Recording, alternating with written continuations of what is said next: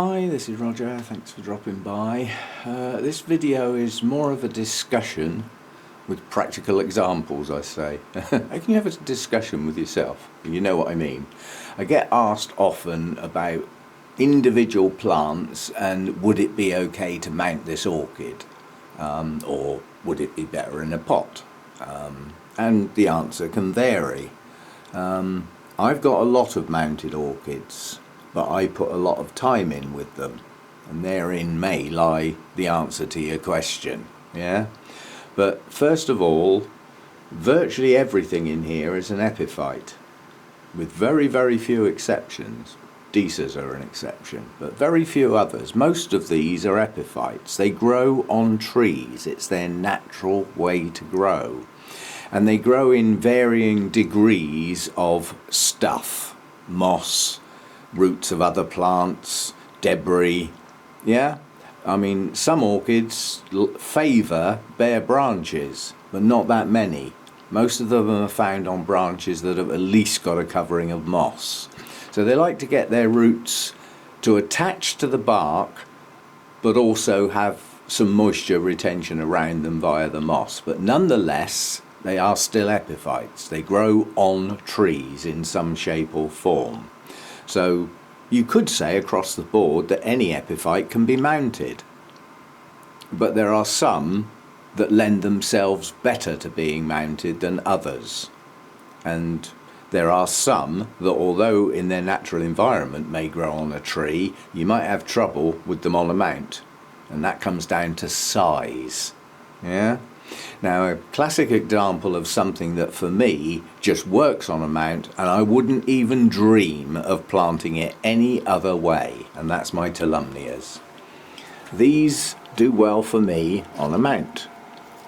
They attach really well.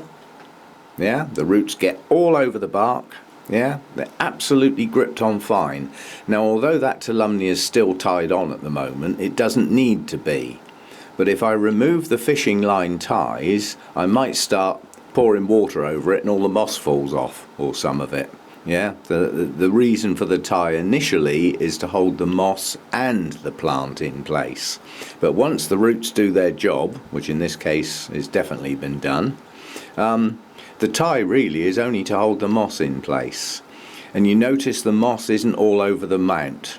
The moss is in part of the mount. And the reason for that is that in the summertime I water this plant and within an hour the roots are dry.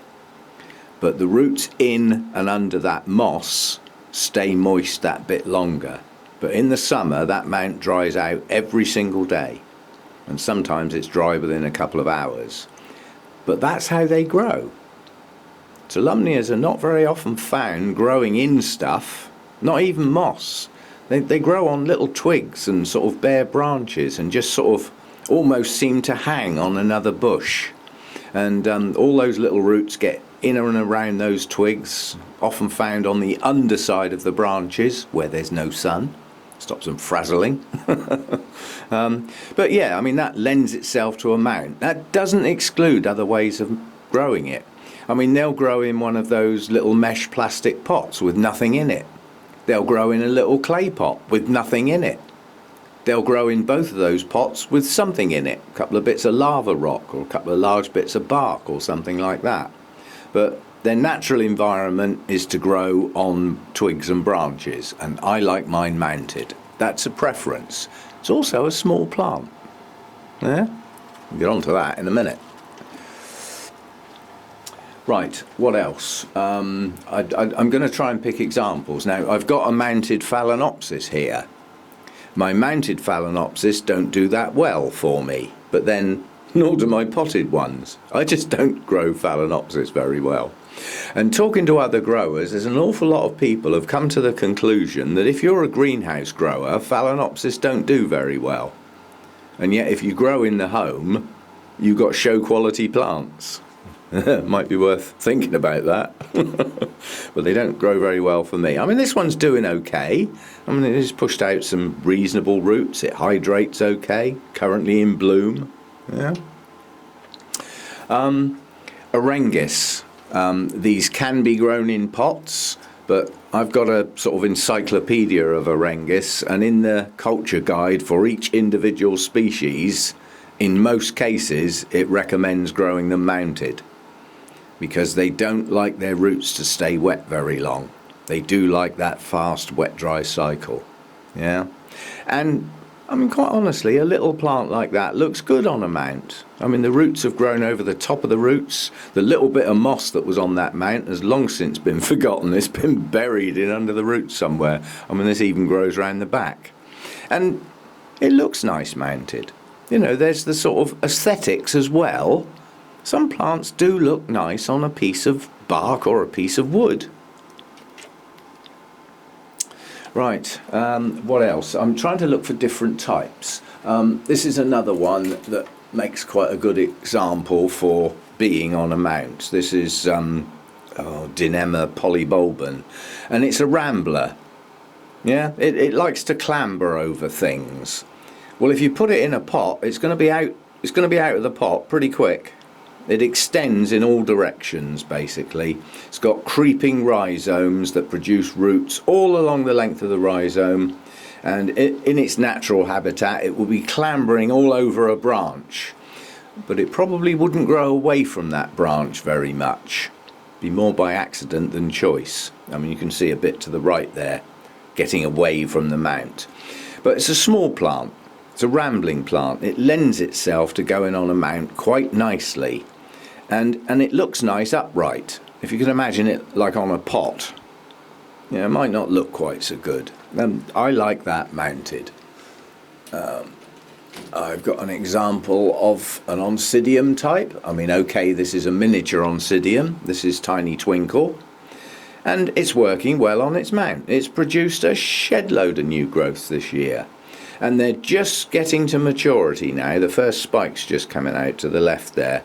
And these new growths on this one were produced in stages, following on from each other. So that's what's going to happen with the spikes this time round. They're not all going to come at once, because the new growths are going to mature at different times.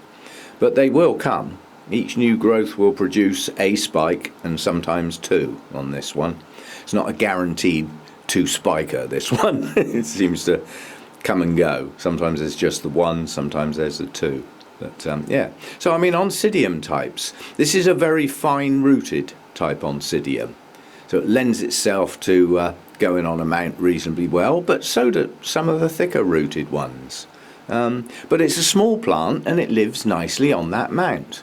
And it's never really going to get too big for that mount. You know, if you look at how much mount there still is, it's got plenty of room to extend sideways and downwards and upwards. So it's still got plenty of room to grow. So that does okay on a mount. Cattleyas are another story. A plant that sort of size, first of all, you'll have a job getting it to stay on the mount because of its sheer weight. And quite honestly, Cattleyas to me look best upright. They don't look very good upside down. There's just something about them that says, this is how we grow. We grow upright. Yeah, well, if you put it on a mount, it's going to stick out at right angles to the mount at best. And the weight that you're going to have to try and fix to that mount is extensive. You'd be looking at some, you know, pretty extensive wiring. You wouldn't get away with fishing line. Now, obviously, once it attaches to the mount, that's fine. But it's still a hell of a lot of weight. And if you think about a mount being an upright, this is a good example here. This plant's got quite large pseudobulbs. This is Miltonia castaneae. And it's growing away from the mount. Yeah? Well, the next pair of new growths are going to be farther away from the mount, which means their roots are going to go aerial, which will make keeping it hydrated more difficult. So this one may need to go in a pot in the future. But at the moment, it's staying where it is because there's no sign of any new growths yet. It's just flowering at the moment, so it's just sitting there doing its thing. But because it's getting away from the mount, look at the angle it hangs at. It doesn't hang upright. The weight of the plant pulls it forward, and the mount is at an angle. It's not upright. Now if it went against a rack or something, you know, like one of these racks up here, then it would be upright because it wouldn't be able to swing. But therein lies where you keep them. But now imagine a cattleya that big on a mount. It would hang at a very strange angle, so even though the plant may come out at right angles to the mount, unless the mount's fixed against something flat where it can't move, it's just going to turn round almost horizontal and the plant will end up hanging downwards anyway. So there's practicalities with mounting, and that does really start thinking about the size of the plant. I mean, there's a large-ish, I won't say large, I've got bigger, dendrobium here. Now again, if I just, oh, my rack's gone. Just realised where I used to hang things. Yeah, it's because of the light. If I hang that on that little hook, I hope it's strong enough. There. Now if you see the angle that the mount is at, it's at 45 degrees, and that's because of the weight of the plant. I mean, there's a lot of plant here. Whereas if it goes on a rack, where the bottom is supported as well as the top, then the mount will be upright. And the plant looks an awful lot better when it's like that. This is heavy. I mean, I'm already starting to think I need to put this down because I'm holding it at arm's length in my left hand. It's a big plant. You know, these canes are heading up to 2 foot long, and all the new growths currently are sticking up. Well, as they get heavier, they will tip over, and the mount can stay upright. Now I've got to get the thing back. I'll put it back in a minute. If I try and do that left-handed, I'm going to end up dropping something. So size comes into play. Yeah, definitely. Cattleya seedlings are brilliant on mounts, and they look good too. Hang on, I'm just getting my hands sorted out. Oh, it's a bud. Did I know about that? Yes, I think I did. But Cattleya seedlings look great. Or miniatures, or small plants. They look great on mounts. They look so natural, yeah? But the giant ones would be more difficult to do. If that's in bloom on a bulb that size, that's a nice miniature Cattleya, and although it will spread across the mount, yeah, it's not going to get much bigger. I mean, I would suggest that has come from a seedling, looking at the size of the pseudo bulbs and the progression, and this is its first bulb that's big enough to bloom. But I would suggest future bulbs might get a bit bigger than that and a bit stronger, because at the moment, although that's produced a spike, it's got a single bud on it. So the chances are future bulbs may have a few more buds, a few more blooms. But miniature Cattleyas and seedlings do great on a mount. You do have a problem. Disturbing seedlings is not a good idea until they've got their strength and they get, you know, towards maturity. If you look at the way those roots have attached to that mount now, if I wanted to take that off the mount, I'm probably going to lose half those roots. Yeah? So that one's on its mount for good, I suspect, especially if it's not going to get much bigger than that. It's got plenty of room to move. You know, the growth area on this one is to the left of the plant. Well, there's plenty more mount to go before that runs out of space. So it can stay on there quite a few years, I would suggest. So they look good on a mount. Small Cattleyas. Where's another classic one that I wouldn't dream of putting in a pot? This one. That grows dead flat. Yeah? In a pot. Yeah? Does that look like a nice plant? It doesn't to me. But it does like that. New growth's coming out. This one's been sulking for about 6 months, done absolutely nothing. This was Sophronites something, Cernua, but it's been changed to Cattleya now, so it's Cattleya Cernua. There's lovely orangey red blooms with a yellow bit in the middle when it gets round to doing it again. But therein lies its problem, or reason. It had a mass blooming for the first time, after which it rested. You can call it sulking if you like, but at the end of the day, it had a quiet period where it grew nothing. A few roots pushed out in places and continued its progression across the mount, but it didn't put any new growths out for about 6 months, and it's sort of making up for it now. 2, 3, 4, 5, 6, 7 I can count without start digging around in the leaves. So, you know, it's growing now, and it looks nice on a mount. Again, a miniature Cattleya. Single-leaved, small, squat pseudobulbs. Looks nice like that. And that one I can put back. Oh, because it's light and airy. What else have we got? Just picking on examples. This one I'm going to pick on. This can be grown in a pot. If you look this one up on the internet, it'll say can grow in a pot, can do well mounted, or on a plaque as they often call it. Not hanging it up as a trophy, but this plant is just classed as not that easy to grow. I have tried to imagine why it's got that reputation. I personally don't see it, but then I have got it mounted, and it seems to do well on the mount. It's pushed out quite a lot of roots down in there, but the roots on this plant are quite short and stubby and quite thick and chunky, but there's not much sign of roots spreading all over the mount. I think that's the one that's come out the farthest. Most of them are tucked in there.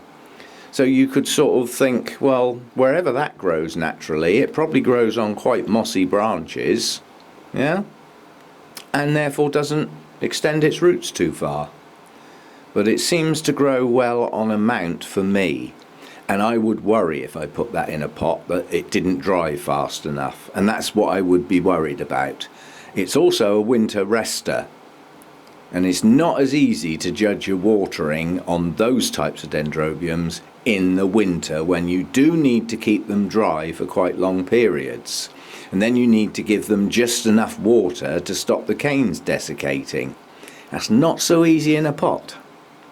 Yeah? You know, it involves just a little trickle of water, and then you'll end up with no water on some of the roots, and possibly a little bit too much on some of the others. But on a mount I can control that winter rest. So for me, that looks nice mounted. It does well mounted. I've got no ambitions to ever try that in a pot. But it says it can be grown in a pot. And then we move on to what I call the long cane dendrobiums. Now if you want to put that in a pot, it's either going to ramble over the sides and flop, or it's going to keep falling over, or both, or you're going to have to strap it, which means you're going to have to permanently stake it upright. Otherwise it can look messy. But if you mount the long cane dendrobiums, they will hang down vertically and only take up vertical space, and of course they never fall over. So that for me is a good reason to mount a long cane dendrobium. Just let it hang, let it do its thing, you know, just let them hang. As long as you've got, you know, the height to get the plant up there so that the canes have got room to hang, preferably without knocking things flying every time you pick one up. Yeah, so the choice to mount or not, my Loddigessii is on a mount. Now that can grow quite well in a pot. It naturally forms a mound, but it would need a very wide flat pot. They're not so easy to come by. Yeah? What else have we got? I mean, the other two are Rengis, they're both mounted. I mean, that looks smashing on a mount. You know, roots all over the place. I mean, there's an awful lot of people who grow orchids love to see the roots, because other plants you don't. They are buried in a pot. So it makes them sort of special. When my brother-in-law came round here, he said, how are all those plants growing with no dirt? I had to explain, they grow on trees. That's what that would look like in the wild. Just like that. Apart from a few more roots would attach to the mount, to the tree or branch, because they wouldn't hit the air. They'd still be on the branch or the trunk. But yeah, some just look good. I've even got a bulbophyllum mounted. Now, strictly speaking, that's in a sideways pot. It's not really mounted, is it? Because the mount contains media. You know, there's a good inch thick layer of bark and moss in underneath this mesh basket. But as far as the look of it is concerned, it's mounted. Yeah, but it's not mounted on bark. It's mounted in a sideways pot. It's the only way I can describe that. That was a present from Oliver, that from Oliver's greenhouse. Yeah, so your choice to mount an epiphyte or not is really yours. I'm in my growing environment. Some of my plants I just know are doing much better mounted than they ever would in a pot, and a lot of it is the control of the wet-dry cycle, which is easy on a mount, but therein lies your problem. If you've got a lot of mounted orchids, during your summer months you're going to work hard, because they're going to need watering every day. And I can now safely say, because I've tried it, if I use the sprayer to water those, first of all I'm going to get water all over everything, all over my electrics, wires and other plants, which I don't like doing, especially with the electrics, yeah? And they won't be as wet as pouring water over them. So by having a lot of mounts, I've given myself a workload. But it is a workload I actually enjoy. I actually enjoy watering my mounts and handling them and leaving them to drip and then putting them back up again. It's a pleasure. I enjoy watering mounts. I'm not so keen on watering pots as a task. I find it tedious compared with doing the mounts. I love watering the mounted orchids, but when I water them, they get drowned. And I found that I cannot get enough water on them with the sprayer, and a lot of it is because of where they are and the amount of water that comes off of that mount and goes all over everything else, which I don't like doing. But that's my choice. I mean, some people don't mind getting their plants soaking wet. I'm not so keen. I try and keep my plants dry and water where the roots are, which is either in the pot or on the mount. Yeah? So that's how I do it. And I've just noticed my white Vanda is just cracking its blooms. And that is the only time you will see that bloom white or creamy white. Because as soon as it opens flat, like these, the tessellations appear. And when it first opens, it's plain. And then after a couple of days, the tessellations appear like that. Now on this one, you've got a light base with deep purple tessellation patterns. Whereas on this one, it goes from creamy white to almost pure white, and the tessellations are a grey colour. Yeah, so that's an unusual one, that one, but it's just starting to open. Maybe now I can take the clothes pegs off. Anyway, mounted orchids, I love them, but there is a workload, yeah? But they occupy a different type of space to pots. Pots tend to need that, yeah? Mounts need that. They take up vertical space. And sometimes if you haven't got any mounts and you look at where you keep your orchids, you don't always see that vertical space. There's some there. Just the edge of a shelf gives you vertical space. Yeah?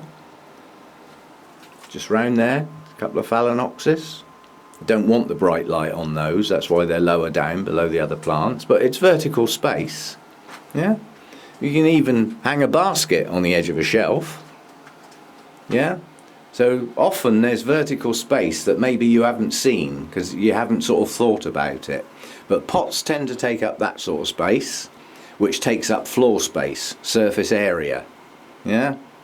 Just imagine if these shelves weren't here and I had racks over that glass, how many mounts I could get there. Yeah, so mounted orchids, love them or hate them, but they will give you a workload. But some epiphytic orchids just do better on a mount than others. Some look better on a mount than in a pot. Yeah? So you take your choice, but you will have a workload if you mount your orchids. And as I've said, I've found that by spraying my mounts, they don't get anywhere near enough water in the summer. It's not soaking right in properly, and most of that water is going on the floor and on other plants and near my wires, which sets off alarm bells. So I take mine down and water them flat. I mean, literally, I'll pick up a mount, just grab one like that, and bring it over here and hold it like that and pour water all over those roots and all over the wood, all over the bark. I don't get the plant wet, and I certainly wouldn't get the blooms wet. But I can, holding it like that, I can pour water all over it. And if I feel really brave, I might actually throw it in the water and give it a good soak. Yeah, but you know, that's your mounts need a different approach to watering, and certainly the frequency will go up. Here's an example. Let's just get this flipping monster out of the way a minute. Here's an example of a dendrobium that's a nuisance. Why is it a nuisance? Because it's over a metre tall and it flops. Yeah? So I have to stake it. I have to strap it. It has to be tied to keep it tidy-ish. These two new growths have come on well this year. They're heading for the sky. They'll have to be pulled in eventually. But this one grows up and naturally arches all over the place. So it would naturally form a bush. Think how much surface area that takes up. And with this one, height as well. Yeah, but by keeping it strapped like that, yeah, I can keep it relatively tidy. That would do well on a mount. Just because of its nature. It naturally wants to hang anyway. That would do well on a mount. But it's a hell of a big plant. And actually getting it fixed to a mount initially would be a bit of a pain, and getting it to stay there. And then of course I need well over a metre of depth from the base of the plant to where the leaf tips would be. If you imagine it upside down, you know, I need that much hanging space. Well over a metre of vertical space. Well, I've got a metre there, but I've already had to take that shelf out, because if I had a shelf there with pots on, every time I move one of these, the pots would get knocked over. So I've just got a few plants on the next shelf down. So anyway, mounted orchids, to mount or not. In the main, I would just say it's your decision, because epiphytes will grow mounted. Yeah? And those that like to stay moist a bit longer, perhaps, like if you got into the Oncidium types, they like to stay moist for a reasonable amount of time, yeah? Well, then you need a lot more moss on your mount to aid that. Plants that like a really fast wet-dry cycle, like say a Cattleya specifically, you can get away with hardly any moss. Yeah? I could even be brave and say you could get away with no moss at all. It'll still be fine, but you will need to stonk that water up. And if you've got no moss at all, you're probably looking at soaking your mount rather than watering your mount, because the water's just going to run straight off and there's nothing to hold on to. So the roots are going to dry possibly a little too fast and not give the plant a chance to hydrate. So you might be looking at actually dunking them in a bucket or a bowl or something, but actually putting the whole mount, plant and all, in the water and soaking it for a while till those roots are fully hydrated. Yeah, but with some moss you still achieve that. Yeah. Right, that's mounted orchids then. I've got a lot, and not the majority, but a fair few are winter resting type dendrobiums and or long cane dendrobiums, and they're mounted so that they can be accommodated, and I can give them controlled watering through that resting period, which is coming up soon. Anyway, yeah, I've been asked quite a few times, can I mount this orchid? Would this orchid do okay on a mount? And the simple answer is probably yes, as long as you're prepared for the workload and you've got vertical hanging space for your droopy mounted orchids. Yeah, so that's that then. Hope you've enjoyed that. Now on the end of this video, if you've made it this far, is a little silent clip that I filmed when I was out for a day out with Rachel in Ireland. We'd done a woodland walk and then we went down to the coast because it was just round the corner basically, and just had a look at the sea, you know, and the sort of coastline. But as with most public access areas, you've got to have a lot of notices telling you what you can and can't do. And this one I liked a lot, an awful lot. And I can quite happily say that the last notice in that clip I highly agree with. See you next time. Wow.